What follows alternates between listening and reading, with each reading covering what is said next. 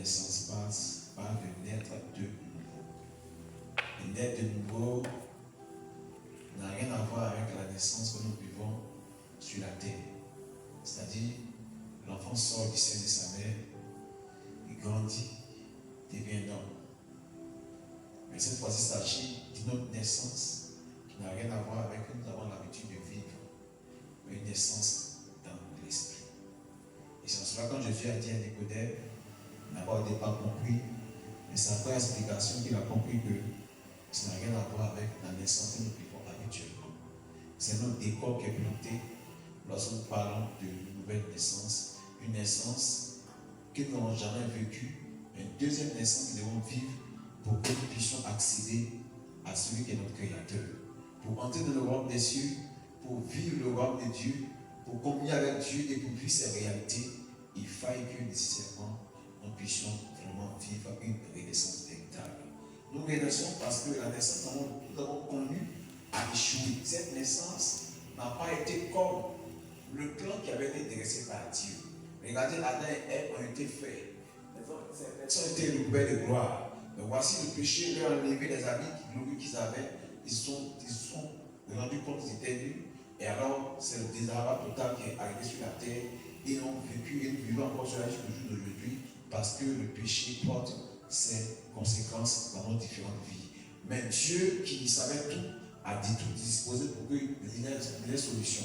Et la solution, c'était Jésus qui est venu mort à la croix. Et c'est par là qu'il a posé à la croix, en versant son sang, nous rachète de toute cette domination de Satan par le péché, afin que nous puissions entrer de nouveau dans la gloire de Dieu qui est de pouvoir accepter Christ comme Seigneur et Sauveur et de pouvoir marcher selon sa voie qui est la véritable renaissance. Alors nous devons vraiment renaître.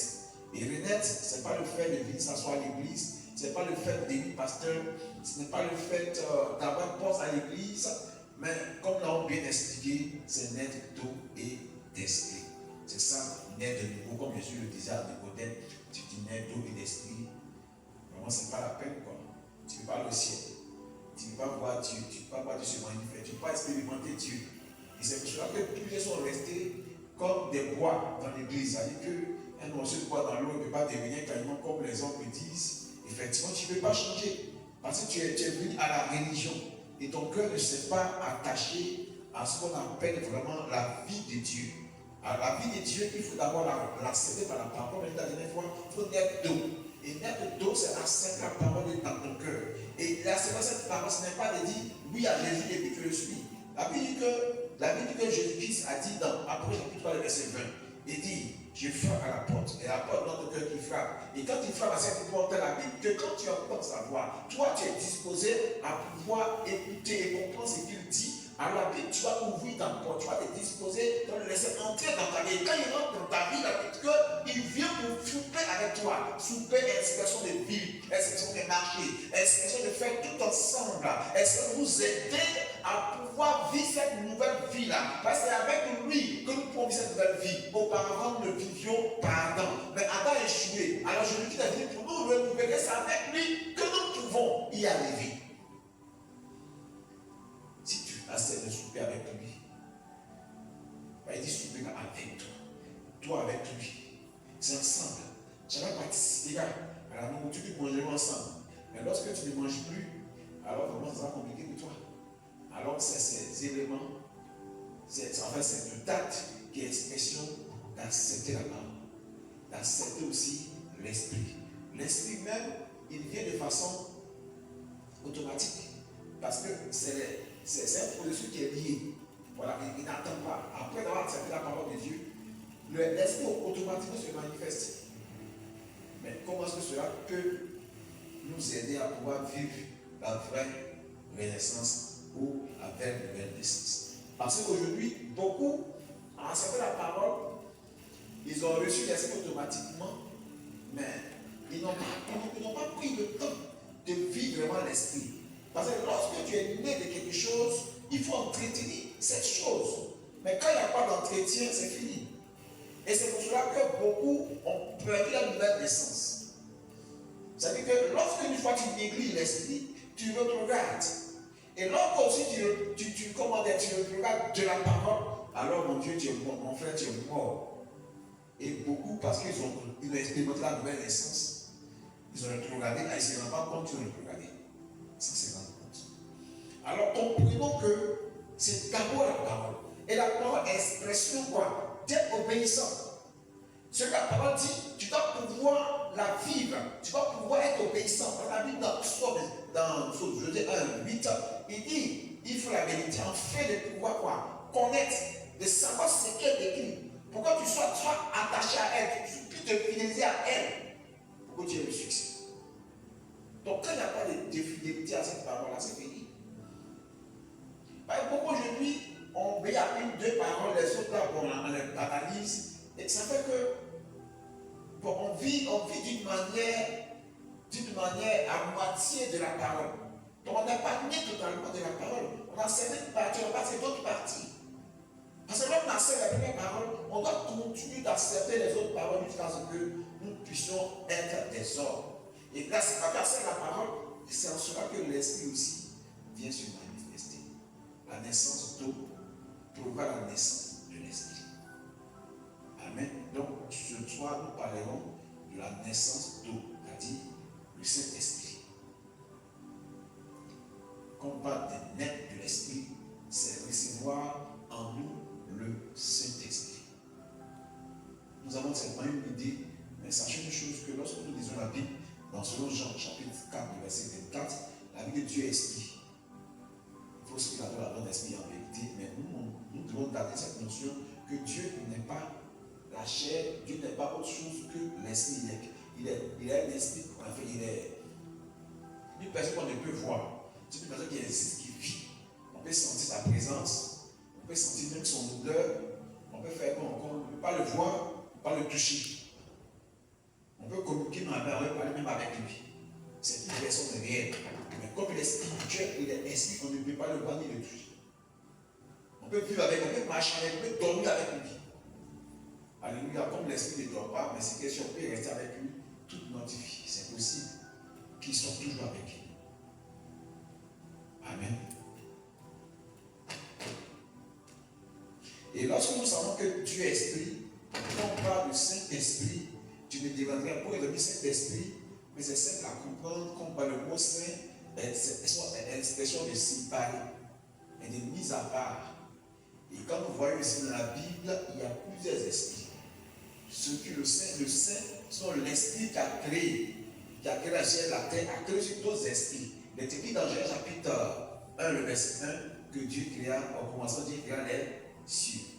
Les cieux, c'est le monde invisible, c'est les esprits que Dieu a créés d'abord, avant de créer la terre qui est le monde visible. Amen.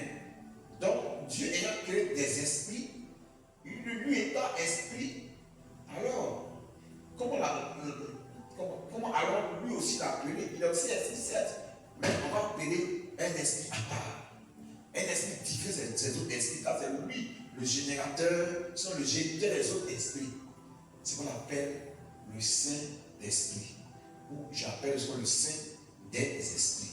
Comme Saint-Esprit, des est remplacé par tiret. Donc le Saint-Esprit. Comme vous voyez Jean-Claude, c'est Jean de Claude. Comme vous voyez Jean-Baptiste, le tiret, c'est Jean de Baptiste. Amen. C'est-à-dire que c'est par Jean que le baptême fut initié. Amen. Jean le Claude. Donc c'est pour remplacer les mots où les tirets ont existé.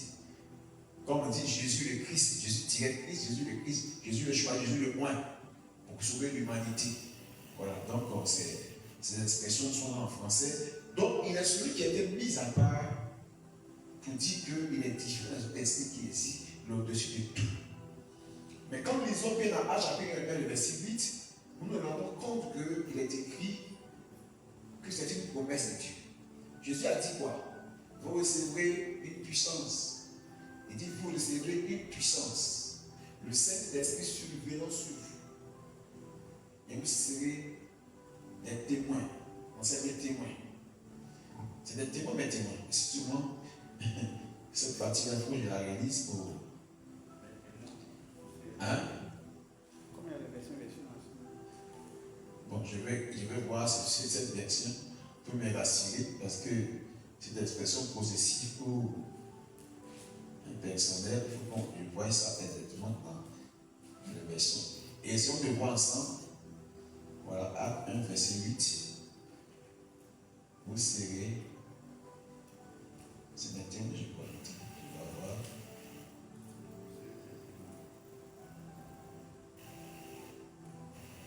Et vous serez mes témoins. Voilà, effectivement, c'est possessif. Parce qu'effectivement, le témoin qui est rendu n'est pas un témoignage autre que le témoin de Christ et la parole. Donc, tu seras vous serez mes témoins. Donc, il y a un témoignage qui est rendu au travers de nous, et de par toute notre vie de tous les jours. Dans tous les lieux, nous serons, si seulement nous avons reçu la puissance. Nous avons reçu la puissance qui a le Saint-Esprit. Oui, parce que la divine puissance, c'est une partie de Dieu qui va nous être communiquée. Amen. Voilà, parce que c'est une puissance. Quelqu'un va dire là, on va de la puissance, c'est vrai, c'est la puissance qu'on va dire, mais c'est une partie de la puissance. On ne peut pas recevoir tout le temps en nous la puissance. Après, on a qu'il partage à plusieurs cette puissance-là, afin que nous soyons des instruments entre ses mains. Voilà, donc, lorsque on a accepté la parole de Dieu, nous recevons effectivement cette puissance qui est le Saint-Esprit. Amen. Mais avant d'y arriver, je veux qu'on retourne vers Marc qui nous dit ceci. Marc 16, verset 15 à 16, jusqu'à Marc 16, 15, Marc 16, 15 à 16, il dit, allez partout le monde et prêchez la bonne dans toute la création. Celui qui croira, il sera baptisé, il sera sauvé. Ici, il s'agit du salut, de prêcher pour que les hommes soient sauvés. Mais les hommes seront sauvés lorsqu'ils croiront. Mais ils ne seront pas sauvés s'ils croient seulement. Après avoir cru, la Bible dit qu'ils vont recevoir un baptême. C'est le baptême qui va les sauver. Il n'y a pas seulement que de croire. Mais si on va s'arrêter, si le croire sera sauvé. Effectivement, il y a certaines versions écrites, pas certaines versions, mais plus certaines versions qui disent tu crois. C'est pourquoi, excusez-moi, le Acte chapitre 19, verset 31, crois au Seigneur Jésus-Christ, toi et ta famille, et vous serez sauvés. Donc il y a un salut lorsqu'on croit. Mais ici, on va compléter notre foi à l'élément du baptême qui donne le salut. Donc quand il n'y a pas de ce baptême-là, il ne peut pas avoir de salut. Comme je le répète toujours, quand on lit dans Matthieu 28, 19, il dit que allez faire excusez-moi, je vais pour bien citer ce passage, Bible Matthieu 28, qui dit allez faire de toute la nation des disciples en les baptisant au nom du Père, du Fils et du Saint-Esprit. Il a le baptême d'eau ressort ici. Amen. Mais ici, c'est le baptême de l'Esprit. Ça veut dire qu'il ne peut pas avoir de salut sans le baptême de l'Esprit. Et nous le savons tous.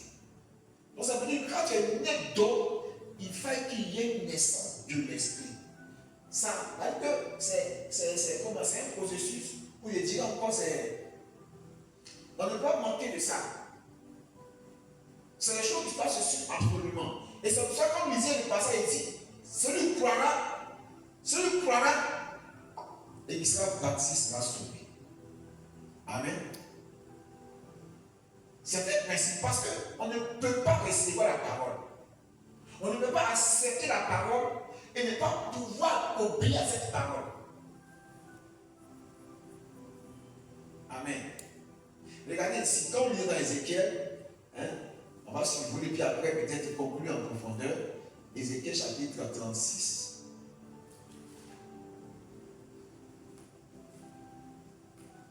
Ézéchiel 36.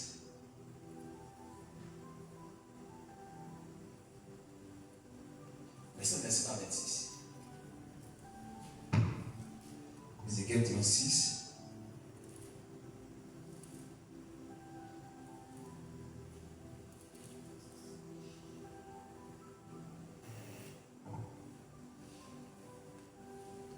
Voilà, c'est 21 à 27, c'est ça. 36.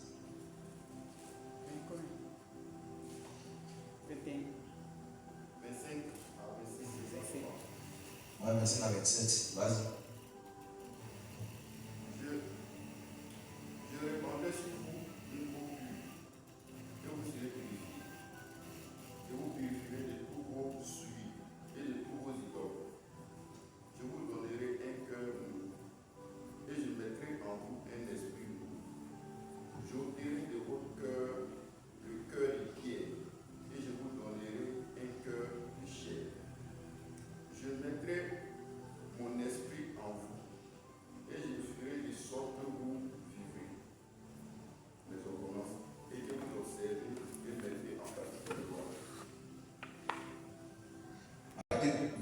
en eux un esprit nouveau. Amen.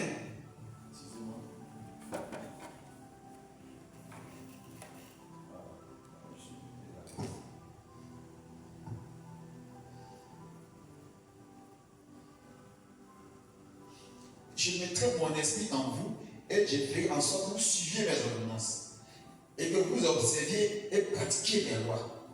Mais avant d'arriver, de mettre son esprit en eux, il dit quoi?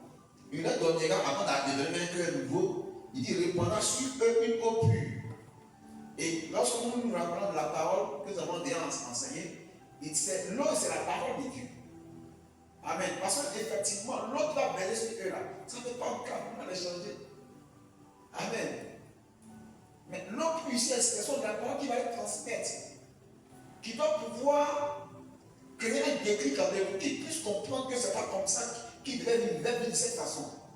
Ils doivent marcher droit selon la voie que lui, il a créé tracée. Et il dit, lui-même encore, qu'est-ce que ça fait? Il va donner un cœur nouveau. Ils vont lever en eux le cœur de pierre, ce cœur d'incrédulité, ce cœur d'idolâtre, afin qu'ils puissent avoir un cœur disposé à lui. Et après, il parle maintenant de donner lui son esprit en eux. Et même quand on est parti un peu plus loin avec le temps de Moïse, la Bible dit quoi? La Bible dit que Moïse se plaignait de ses anciens qui n'avaient pas obéi, les anciens anciens. Mais Dieu a dit quoi? J'ai peur de ton esprit qui est sur toi pour mettre ça sur eux, pour qu'ils soient aussi obéissants. Vous voyez un peu ça? Donc ça veut dire que pour l'obéissance à la voix de Dieu, il faut l'esprit de Dieu. On ne peut pas vivre la parole sans l'esprit. Ce n'est pas détaché. On ne peut pas marcher avec la parole sans l'esprit. Malheureusement, plusieurs ont fait cela, mais mon ami, tu ne peux pas. Il dit même plusieurs même font cela. Sans se rendre compte. L'esprit est là, mais on le néglige, on le banalise même. On le met de côté parce qu'il y a certaines églises qui ne veulent pas faire ce qu'on appelle le Saint-Esprit. Parce que lorsqu'on accepte le Saint-Esprit au milieu de nous, il y a un cafouillage, il y a un désordre. Et c'est pas qu'il est là. Il met un désordre parce qu'il faut que les esprits qui mettent le désordre soient dégagés. Et c'est eux dans la débandade qui met ces désordres. Ben, quand tu vois que tu vis en tant qu'un homme fort, et tu arrives dans le sens de tout vraiment tes ennemis, tu fais quoi? Tu cherches à les détruire. Et ceux qui t'ont vu en tant qu'homme plus fort qu'eux, ils vont chercher à fuir. Et dans la fuite, il y a la débandade et le désordre secret. Et c'est le moment que les choses se passent ici. Comment on peut considérer à quelqu'un qui a des débandeurs, mais il est à terre. Il va mettre tout le désordre, s'ils sont 2-3 comme ça, on regarde tout le désordre dans la salle. C'est tout à fait évident. C'est pas seulement quand on reçoit le don du Saint-Esprit, bien nous recevons des dons spirituels que cela arrive. Alléluia. Donc lorsque on reçoit la parole, il faut absolument que l'Esprit accompagne. Mais la parole est le fondement. Comme nous savons tous, il n'y a rien sans la parole. Comme c'est écrit dans Jean chapitre 1. Il n'y a rien sans la parole. Mais cette même parole demande qui est le Saint-Esprit. Donc sans le Saint-Esprit, la parole n'est pas. La parole peut être, mais sans l'esprit, c'est un peu comme un homme qui n'a pas du sang en lui. Quand il n'a plus de sang dans un corps, il tombe, il meurt, c'est fini. C'est le sang qui fait la vie dans le corps de l'homme. Un corps humain, sans le sang, tombe et meurt. Tout comme le corps d'un animal, sans le sang, il tombe et meurt, c'est fini. C'est pourquoi lorsque le sang commence à diminuer, on fait attention pour ne pas que tu meurs, pas le sang fini, c'est fini. Il y a un niveau de, comment on est des grands, comme on le dit, en technique des médecins. Quand tu arrives à ce niveau-là, c'est fini pour toi. Il faut chercher à besoin pour que le sang reprenne son niveau normal. Donc le sang, c'est la vie en l'homme. C'est pour ça que regardez, l'âme et le sang vont ensemble. Le sang est tabouret de l'âme dans le corps de l'homme. Quand le sang n'est plus là, l'âme s'en va. Donc pour maintenir l'âme, il faut absolument que le sang soit présent. Alléluia. Alors ça veut dire que la parole n'est pas dissociée de l'esprit. Les deux sont les mêmes. Car la parole vient de Dieu et l'esprit vient aussi de Dieu. Mais les deux vont de soi pour que ça soit un changement qui s'opère dans la vie de l'homme qui cherche à changer de vie. Quand tu acceptes alors la parole, la Bible dit automatiquement il t'accorde d'avoir le Saint-Esprit. Et c'est pourquoi nous revenons sur Marc chapitre 16 pour dire que lorsque tu as reçu la parole et que tu as cru en cette parole, automatiquement, tu reçois le baptême. Celui croira, je vais revenir même sur la parole.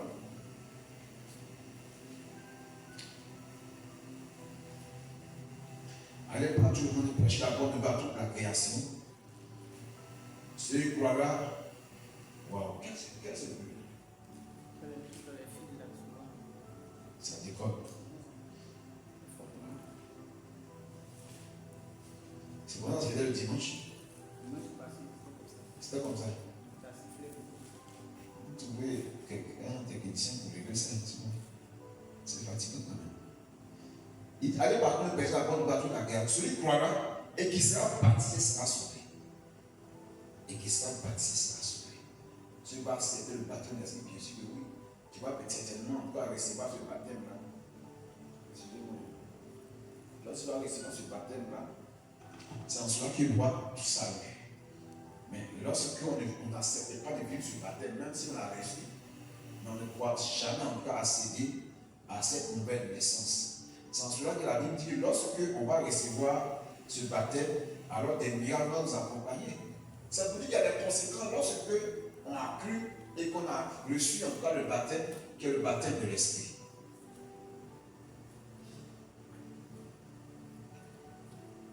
Donc le but du Saint-Esprit, donc le Saint-Esprit, c'est la puissance promise à l'homme pour sa régénération totale.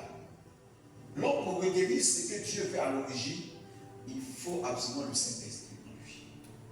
Je pourrais dire le Saint-Esprit est la dernière manifestation de Dieu pour le salut de l'humanité. Pour que l'homme soit sauvé, le Père a créé. Bon, il n'y a pas eu de salut au départ, mais le Père a créé l'homme pour que l'homme puisse exister. Mais pour son salut après le péché, il a fallu qu'il devienne fils pour sauver l'humanité qui est censé faire la croix. Mais une dernière chose, que l'homme a manqué de l'esprit, il fallait après avoir reçu la parole de Jésus, il faut être rempli du Saint-Esprit pour que nous vivons la véritable vie, véritablement que le Dieu voulait que nous vivons, être une image pleine de Dieu. Amen. Donc, on doit pouvoir veiller à ce que notre cœur soit toujours attaché à la parole, mais aussi accompagné par l'esprit. Voilà pourquoi nous devons toujours prier. La même nous pouvons chasser les démons, comme il enseigne une fois, ou plusieurs fois même, que tu dois vivre toujours le combat spirituel parce que ce combat existe déjà depuis Adam et Ève ont péché contre Dieu. Depuis tes parents jusqu'à toi, le combat continue parce que tu as été livré à des esprits. Le combat spirituel, ce n'est pas un combat physique. Ta vie a été livrée. Enfin, il ne puisse même pas être le véritable homme que tu dois être sur la terre. Parce qu'un homme qui n'est pas marié, il n'est pas un homme complet. Un homme qui n'a pas de toit, il n'est pas un homme complet. Un homme qui n'a pas d'enfant, il n'est pas complet. Alors l'homme doit pouvoir vivre toutes les grâces que Dieu lui a réservées sur la terre.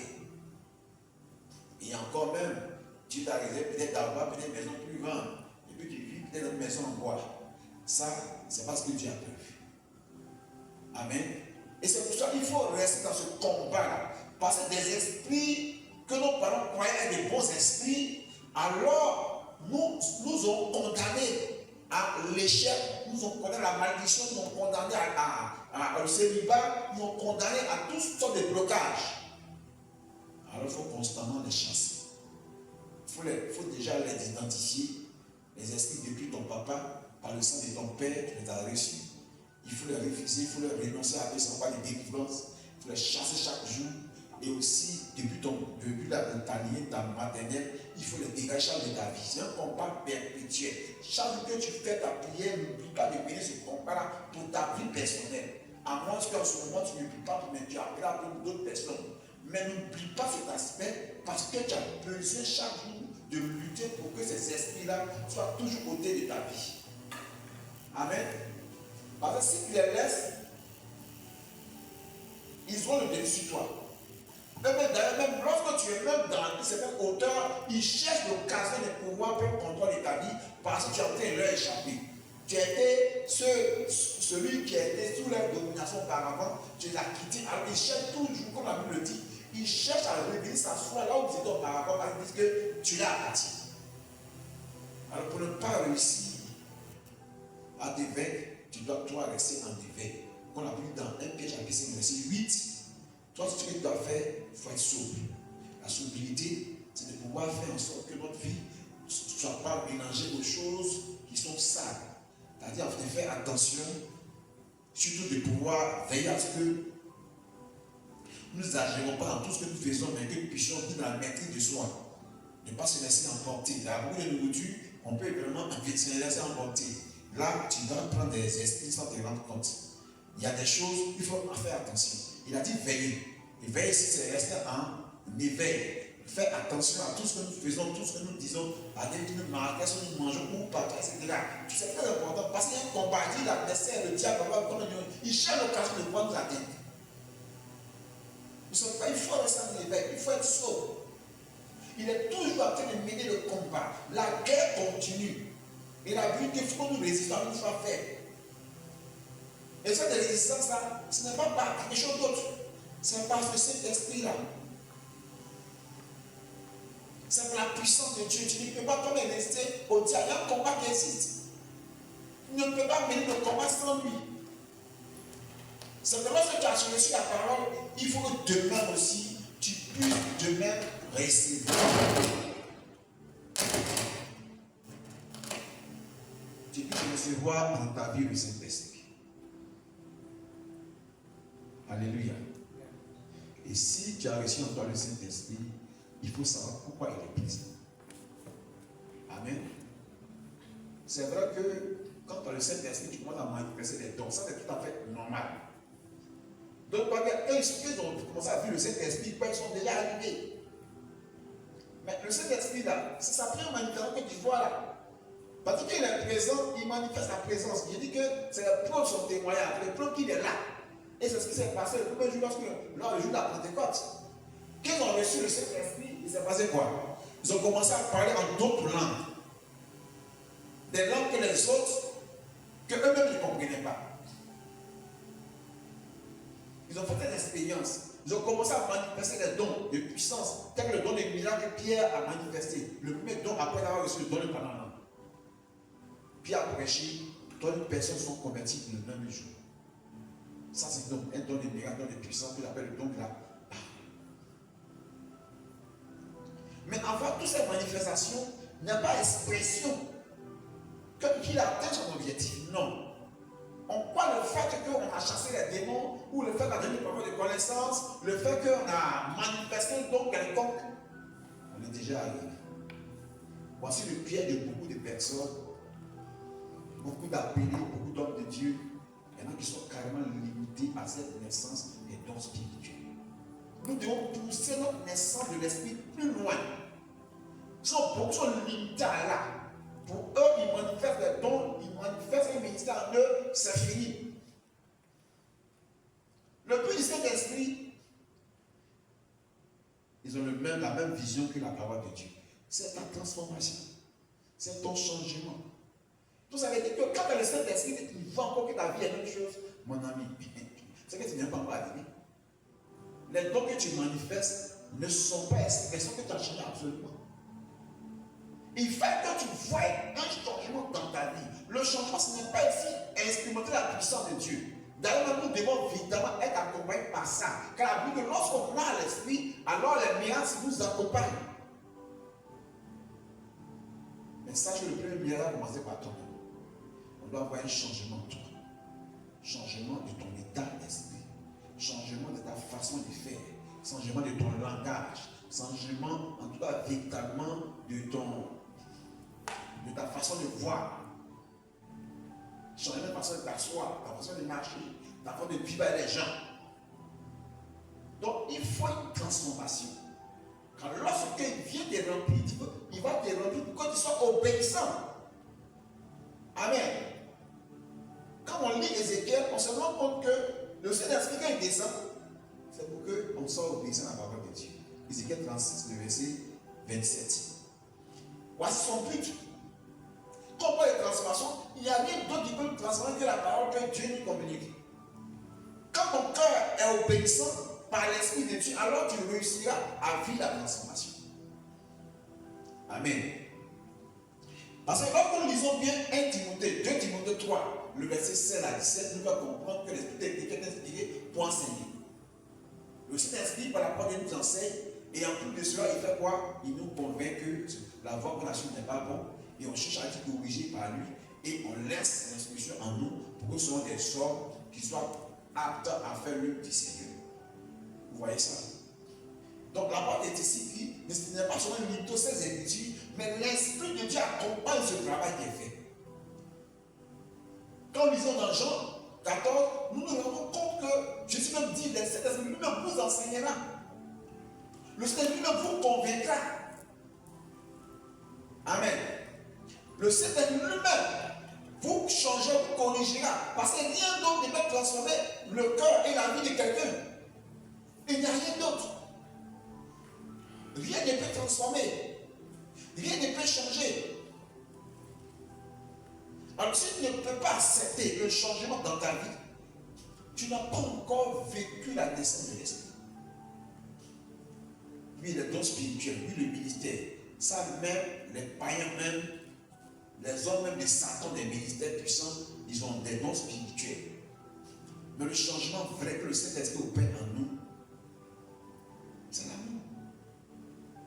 Voici son objectif. Quand on lit Grâce 22, nous nous rendons compte dans Grâce 22, nous nous rendons compte que c'est l'objectif que Dieu veut atteindre lorsqu'il vient de remplir sa présence. Acceptant sa parole et recevant son esprit, c'est pour que le changement s'opère. Ça peut être écrit, le fruit de l'esprit, c'est l'amour.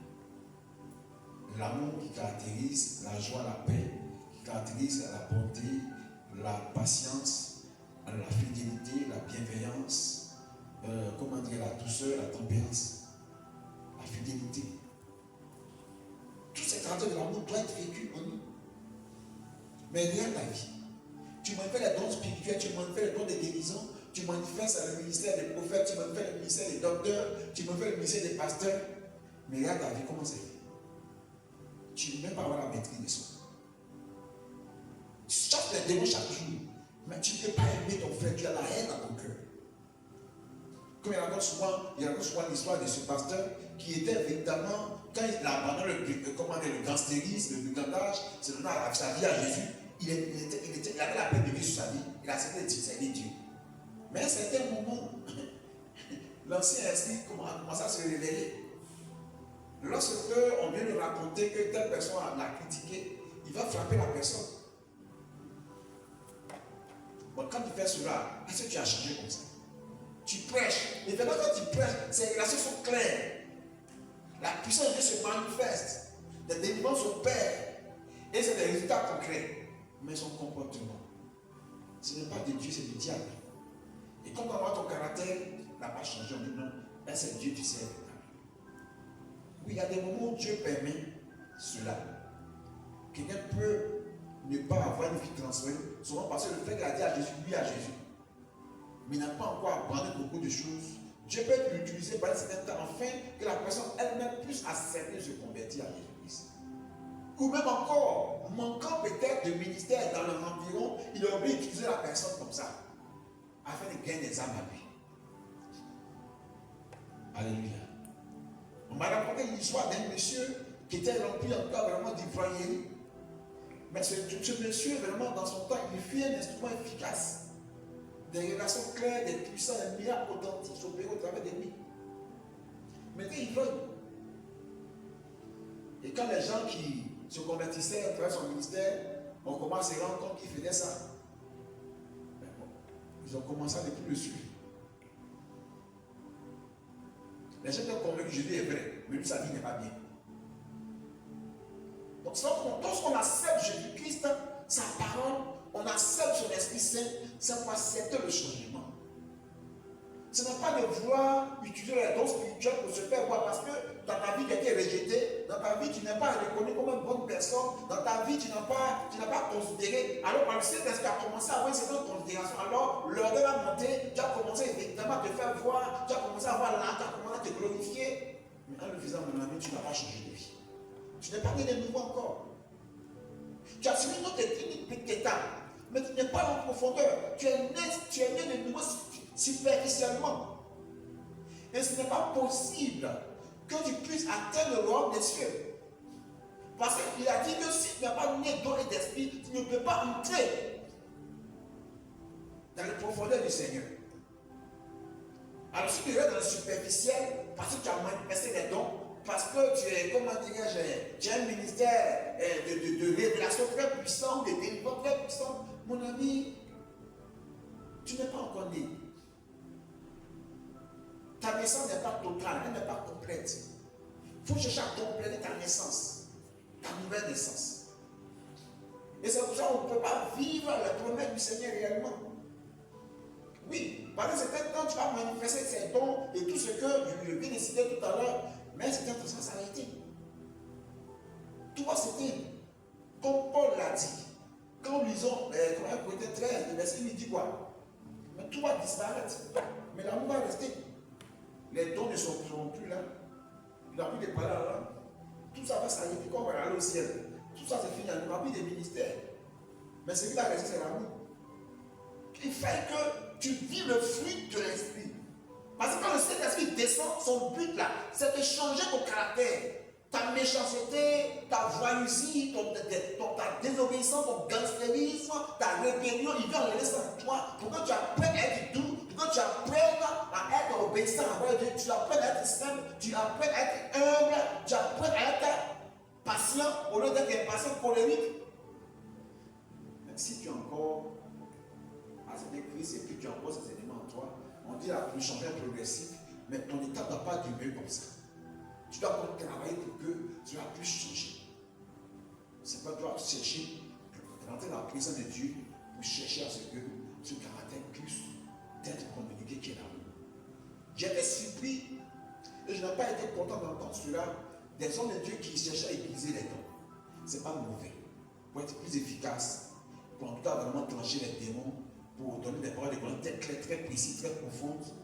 Mais je n'ai pas entendu des personnes chercher à voir un caractère transformé. On cherche Dieu pour être plus puissant, pour être plus tranchant, mais on ne cherche pas à pouvoir changer de caractère. Or, c'est le changement de caractère qui fait la puissance. Lorsque tu vas demeurer dans ton mauvais caractère, la puissance va mourir après. La puissance va s'éteindre. Parce que tu te rends compte que le caractère n'a pas changé, tu vas commencer à aller dans les bars. Parce que c'est ce que beaucoup ont commencé à faire. J'ai vu plein de ministères très puissants. Les hommes ont commencé avec le ministère, mais l'ancien esprit les a rattrapés. Ils ont commencé à fréquenter les bars, ils ont commencé à fréquenter les jeunes filles, ils ont commencé véritablement à vivre une mauvaise vie. Aujourd'hui, ils ne sont plus ce qu'ils sont, ce qu'ils devaient être. Ils sont là comme ça, on appelle homme de Dieu aussi, mais c'est plus ça. C'est ça vite parce qu'ils ont continué de servir le diable. Donc, un qui me disait, non, lui, il a une femme à la maison, il a doté, mais il a au moins 6 nations. C'est-à-dire qu'il a des copines précises, des copines sûres, 6 copines. Sans compter qu'il a d'autres copines. Après avoir vécu à l'étudier pendant longtemps, si je suis à Abidjan, il m'avait retrouvé à l'étudier dans le temps, et puis bon, moi je regarde bien, j'ai commencé à le fréquenter. C'est qu'il a découvert ces choses. Il m'a même invité à faire comme lui, non, il ne veut pas faire ça. Il est encore dans le ministère, mais qu'est-ce qu'il est devenu? Il faut de la répondance pour revenir au Seigneur, c'est tout. Mais s'il n'y a pas de réponse contenue dans cette allure, mais ta renaissance est superficielle. Et s'il n'y a pas de renaissance profonde, on ne peut pas aller quelque part. Il faut chercher à changer de caractère, il faut chercher à changer de vie. Abandonne le péché. C'est qu'on appelle ça la repentance. Mais quand on parle de renaissance, d'autres voient ça comme une autre couleur de choses. Donc c'est la même chose la repentance. David encore, quand Jean-Baptiste est apparu, c'est le message qu'il a prêché. La renaissance, c'est d'abandonner ton péché, ta mauvaise vie, ta vilaine vie, ta vie de rancœur, ta vie de colère, ta vie de violence, ta vie d'hypocrite, ta vie de sournoisie, ta mauvaise pensée, ta vie de débauche. Toutes ces choses-là, on doit les mettre de côté. Pour commencer à suivre la voie du Seigneur. C'est ça qui a une belle naissance. Tu ne crois pas reçu la parole puis le Saint-Esprit. et que les mêmes choses, ces choses-là sont devenues mon ami, ils ne sont pas rentrés encore vraiment. La parole n'est pas encore pénétrée ta vie. Le Seigneur n'est pas encore pénétré dans ta vie. Mais qu'il pénètre ta vie, non. Quand tu le dis, on sait que tu es un homme nouveau. Tu es un homme changé. Parce qu'à première vue, quand on regarde, on voit le changement, certes. Parce qu'au moins, il y a des petits éléments que tu as abandonnés. Mais lorsqu'on veut te suivre de près, on va vivre avec toi, non, tu n'as pas changé de vie. Tu es encore plus mauvais que pire qu'auparavant. Il a accepté Jésus quand tu le regardes. Quand la colère le prend son visage, tu sais vraiment la colère. Non, c'est pas bon. Donc il faut que nous puissions voir ça. Le but de Dieu, que nous changeons de vie. Alors comment nous devons aller plus en profondeur pour que le Saint-Esprit continue de faire son travail en nous? C'est la prière. C'est entrer dans la prière de Dieu et persévérer dans la prière. La vie de prier sans cesse. Oui, c'est la prière qui nous rapproche de Dieu. C'est lui seul qui peut changer ta vie. C'est lui qui peut changer ton cœur qui est si mauvais, qui est si méchant. Personne d'autre ne peut changer ton cœur. Par le Saint-Esprit, il se manifeste dans la présence de Dieu. Quand nous lisons bien Actes chapitre 13, nous nous rendons compte que la Bible que les apôtres priaient, gênaient, et sans cela, le Saint-Esprit a commencé à se lever là pour dire, mettez à moi à part Barnabas, c'est quoi une mission? Il y a une manifestation de l'Esprit. Lorsque nous sommes dans sa présence, et c'est là que Dieu va opérer le miracle. Pour que le caractère puisse changer. Là encore, il faut savoir à quel prix nous adressons à Dieu. Comme je disais tout à l'heure, d'autres prient pour avoir la puissance. Et certains ont reçu la puissance de Satan. Satan m'a dit non, il faut coucher ta fille. Là, comme ça, il remplit cet esprit. Il y a des choses qui sont passées. Lorsque il y a eu un réveil en Côte d'Ivoire, Satan aussi a fait son réveil de son côté. On se retire en train de prier pour la puissance. Mais quelle puissance vous cherchez? Bref. Donc, nous devons vraiment nous rapprocher de Dieu pour qu'il nous transforme. Cherche à prier pour que Dieu enlève ce qui n'est pas bon en toi. Le fait même que le Seigneur a commencé à se manifester au travers de toi, par les dons, par le ministère, ça va pouvoir t'interpeller à te rapprocher plus de Dieu tout en obéissant à sa parole. Nous faisons souvent fier à certains moments de l'ancienneté, on fait filmer notre vilain caractère. On ne peut pas garder ça. Parce que tu ne peux pas accepter Jésus et puis tu es encore dans la pornographie. Tu peux accepter Jésus-Christ et encore les choses magnifiques vont encore t'attirer. C'est pas possible. Le plus souvent, certains de sont pleurent. Pleurent, il y a réussi à m'embrouiller une jeune fille qui, quand je la regardais, elle était soucieuse. Et je commence à causer avec elle. Il a fait ressortir en tout cas vraiment qu'elle veut se marier. Mais tu t'es marié pourquoi? Ton problème c'est le sexe. Tu aimes tellement le sexe que tu crois que c'est en te mariant que ton problème de sexe sera réglé. Non, c'est faux. Cherche à être délivré du sexe d'abord. Quand j'ai connu des pasteurs qui sont mariés, également sont une femme. La femme n'est pas vieillissante ou bien peut-être elle n'est pas malade. On a attrapé au mieux deux jeunes filles. Lui seul était couché avec deux jeunes filles. Ça fait partout dans l'église. Donc quand l'esprit de la débauche dans mon corps, mon ami, ce n'est pas une affaire de mariage. C'est une affaire de dégager chasse d'esprit méchant. Cette sexualité, ce désir immonde qui habite ton corps encore, qui habite ton âme encore. Tu dois te dégager cet esprit de ta famille qui t'incarne, qui te manipule, qui ne veut pas que tu grandes spirituellement. Et c'est ce esprit-là qui nous rattrape à chaque fois. Parce que nous refusons d'aller dans la profondeur, plus en profondeur avec Dieu. Nous vivons une vie spirituelle superficielle. Et c'est ce qu'on appelle la religion. Une nouvelle naissance religieuse. Ne laissons pas la première étape. Je parle de religion parce que sans nous rendre compte, on devient des religions, on perd juste de vue. Parce qu'on a déjà vécu les expériences avec le Saint-Esprit, on a déjà écouté la parole de Dieu, on pense qu'on est déjà arrivé. Il faut aller encore plus en profondeur. La prière, comme on l'a dit, est l'élément principal de la nourriture spirituelle que Dieu nous donne. Quand on parle du Saint-Esprit, il faut la prière. Il faut encore plus en profondeur. Parce qu'il y a aussi un mauvais esprit qui se promène à côté. Parce que plusieurs ont manifesté le Saint-Esprit, mais le mauvais esprit qui est l'esprit de Python s'est manifesté aussi. Ils sont tombés dans ce piège. On a vu même certains ministères qui sont laissés vraiment conduits par l'esprit de famille, l'esprit de Python.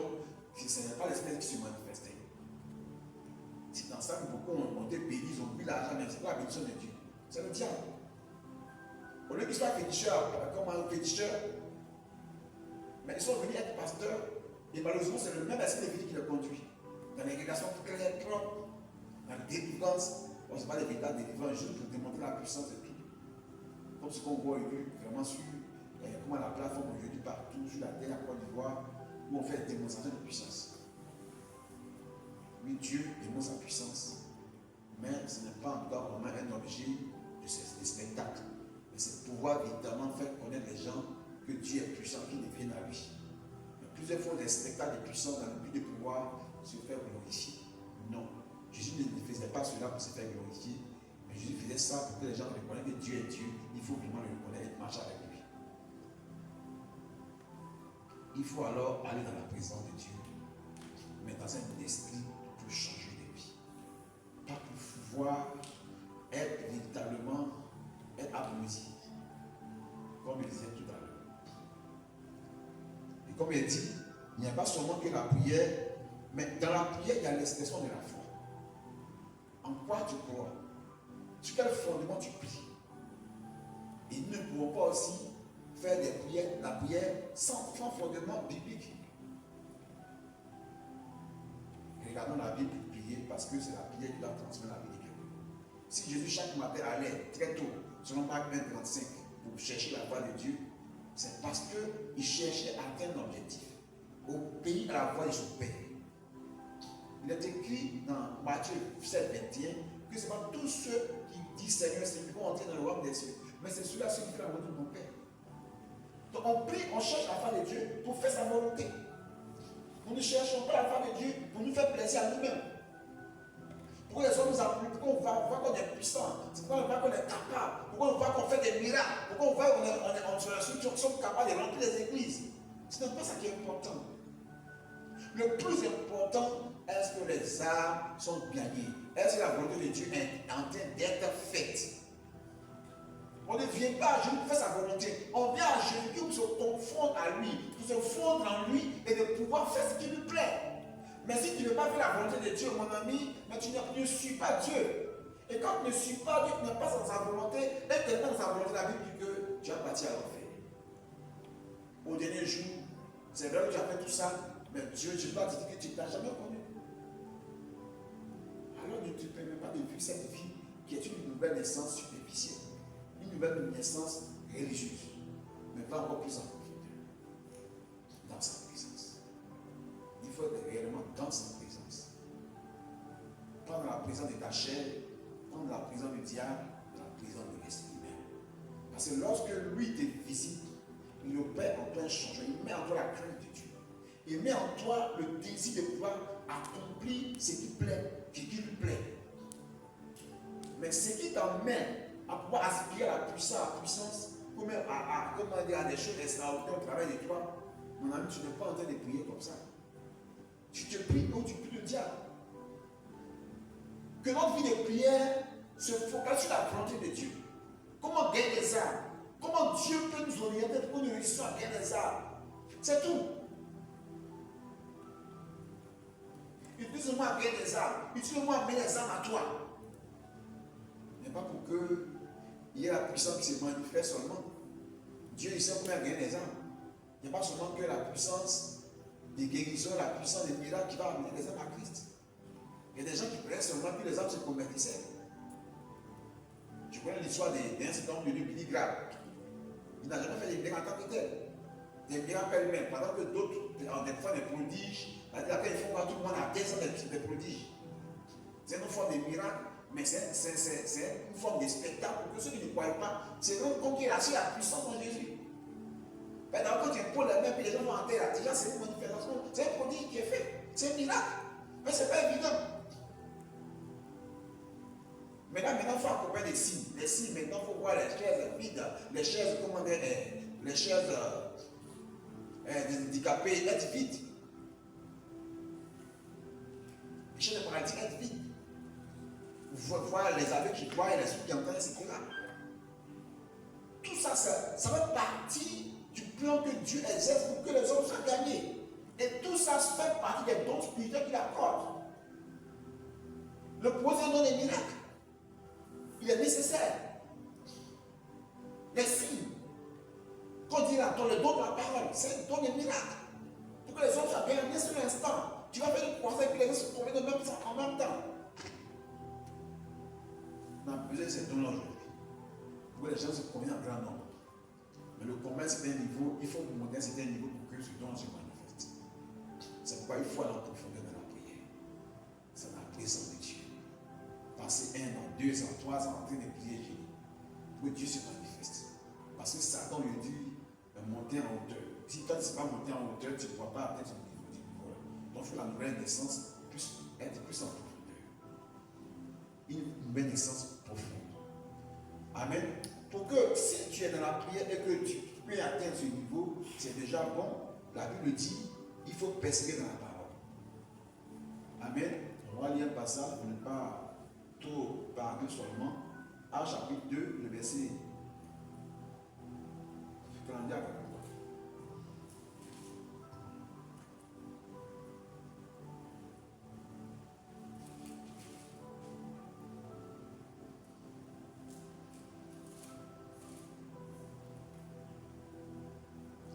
Il persévérait dans l'enseignement des apôtres, dans la communion fraternelle, dans la fraction des pains et dans la prière.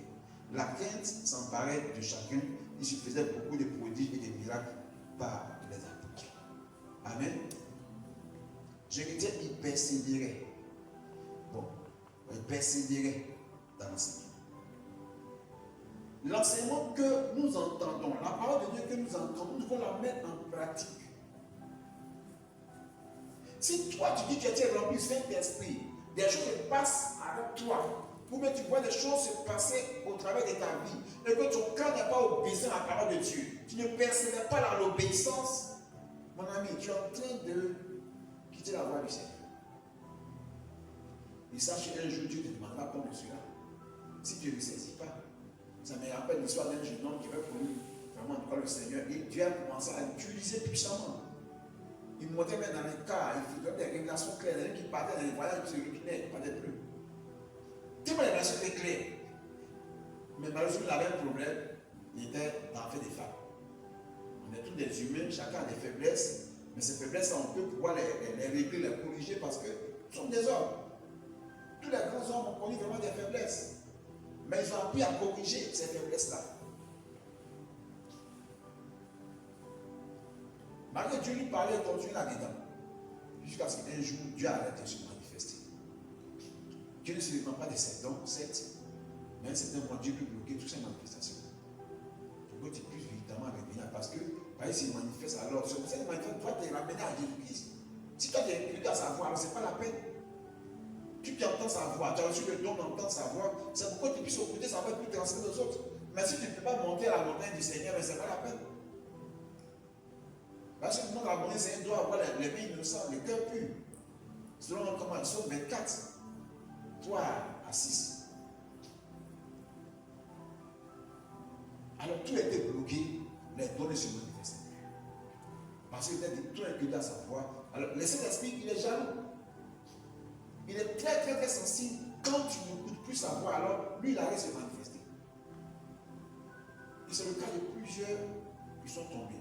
Et puisque la personne ne se manifestait pas, alors plusieurs ont préféré aller voir Kantadji, ils ont préféré aller voir Zélédi, ils ont préféré aller voir au Ghana, ou au Nigeria, au Togo, ou dans d'autres lieux où ils peuvent véritablement avoir une puissance pour continuer de manifester les dons. Parce que effectivement, c'est par le cesse que Satan a réussi à éteindre beaucoup d'hommes de Dieu aujourd'hui. Effectivement, c'est l'élément que Satan, les démons, ou même les mystiques de ce pays même ont réussi à éteindre l'église du sexe. Pourquoi on commence à avoir une deuxième femme?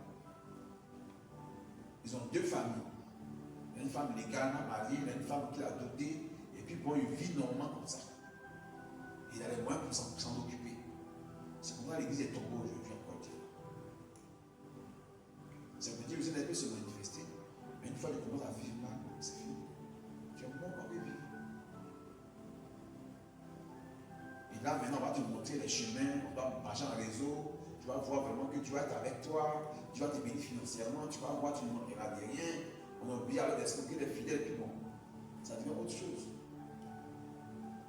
Les fidèles sont tenus de pasteurs, tenus d'église. Mais c'est pas l'occasion pour escroquer les gens, pour les obliger, pour leur mettre des pressions à donner ce qu'ils n'ont pas. Alors, si nous ne sommes pas des personnes à la parole de Dieu, nous ne sommes pas encore détenus. On a vécu la nouvelle naissance, le premier niveau. Si nous restons indépendants religieux, mais si nous ne cessons pas à percer dans la prière et dans la persévérance de la parole, alors nous ne pouvons pas aller quelque part. On ne pourra rien espérer, on ne pourra rien voir. Parce que quand le diable a commencé à faire remonter les esprits de ta famille dans ta vie, l'orgueil, les raisonnements vont se manifester. Pour certains, c'est le sexe. Parce qu'on est tous des humains. Chacun quelque part est né d'une mère, d'un père. Et les pères, les mères ont vécu vraiment des choses bizarres auparavant qu'ils ont pris des esprits. Alors si tu as Jésus, c'est pourquoi on parle de délivrance. Et lorsque tu as cherché ce démon, la Bible dit que le démon cherchera à venir se réinstaller, te contrôler. Il faut continuer de bombarder. C'est pas toujours, il faut réclamer sur le Saint-Esprit dans ta vie. La manière que tu cherches le démon, réclame la puissance de Dieu dans ta vie, que ça puisse t'aider à vaincre. Premier objectif, quand il est dans ta vie, c'est pourquoi tu changes.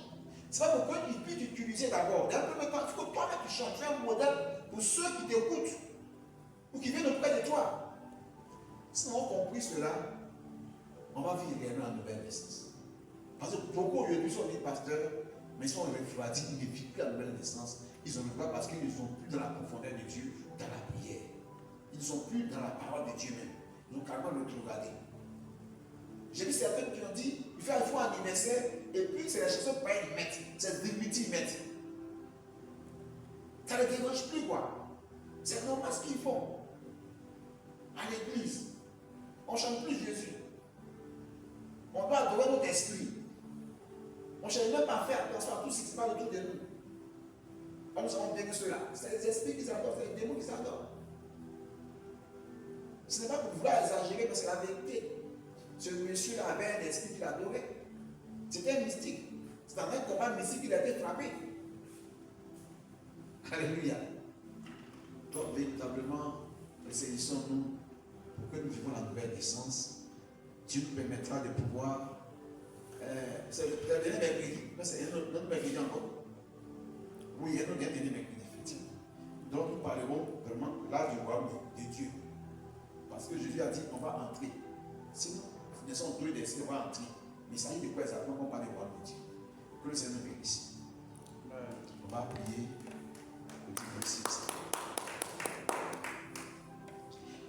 Disons merci à Dieu et recommande notre vie afin qu'il nous aide vraiment à vivre la transformation. Notre Papa, merci encore